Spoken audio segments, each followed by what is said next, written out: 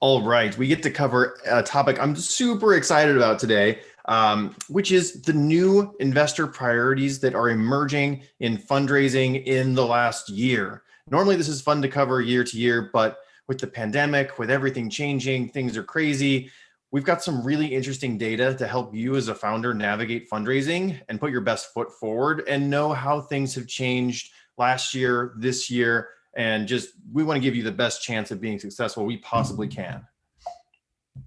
All right, so let's dive right into it. So first of all, what is DocSend? Why do I, as the CEO of DocSend, have this interesting data? Well, DocSend is a way to send and track your documents securely. It's great in fundraising because you can see if investors actually read it, how long they spend on each page, if they forward it to their colleagues or not. And you can do it all securely with watermarking and allow lists and data rooms and eSign. And so we have a lot of founders who agree to be part of this research. It's all opt-in, it's all aggregate and anonymized. If you ever get an email from us after using DocSend for fundraising that asks you to participate in this research, please participate in this research. It is really helpful for the startup community overall and to help us all be better and give ourselves the best chance of creating awesome companies.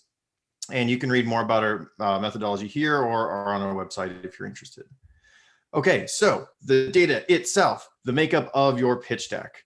So we're going to start off by looking at how things are different where VCs spending time. In 2020, that's a lot higher actually, but when we look at success and fail decks, they're totally different. VCs this year are spending a lot more time in their successful decks and a lot less time in the decks that don't raise money. They're being much more efficient with their time. So keep in mind here, your pitch deck is super important and VCs are being more discerning and critical than ever. They're also shifting where they put their time and interest. So 51% more time is spent in the competitive landscape section of your deck. That's a huge difference. There are so many companies being created right now. You as a founder need to be aware of who are you competing with and how are you going to win and be able to describe that succinctly to investors. 46% more time spent on product readiness. Can you build it? What have you built? What is there? This is really important to cover in your deck. And finally, 28% more time spent on the business model. Let's say you're early pre-seed. That's fine. You don't have a lot of revenue, but investors want to make sure you know how you're going to make money down the road.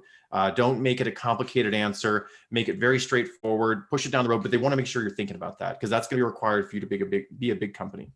Okay, so an idea is also no longer enough, especially looking at the pre-seed category. So specifically to the pre-seed category, only 11% of founders in our data set that were successful had no product. Conversely, only 19% of pre-seed stage companies were generally launched. Most companies fall into the alpha or beta category. So for pre-seed specifically, we can build it. We've got something built. We want to get it to launch, and we're going to be raising, $300,000, $400,000, $500,000, $600,000 to get to that general launch point. So if you're wondering, is a minimum viable PowerPoint enough? The answer is typically no, it's not. Investors would like to see some progress at least being made on having a tangible product built. Okay, now your investor strategy. This one is near and dear to my heart. A lot of times that founders will ask me like, well, how many investors do I contact? How many people should I reach out to? Like, how many meetings should I have? And my view is always that it's quality versus quantity. It's not 3, but it's also not 300. So what you can see here is the number of investors contacted versus the meetings held between the entrepreneur and the investor. And you can see that the more investors you contact, the more meetings you get, which kind of makes sense, right? That's great, but you do have diminishing returns. Like some people, if you're doing cold outreach to 300, 350, that doesn't make sense. It's going to be a smaller list than that. What you're looking at is 50, 60, 70 investors that you're reaching out to.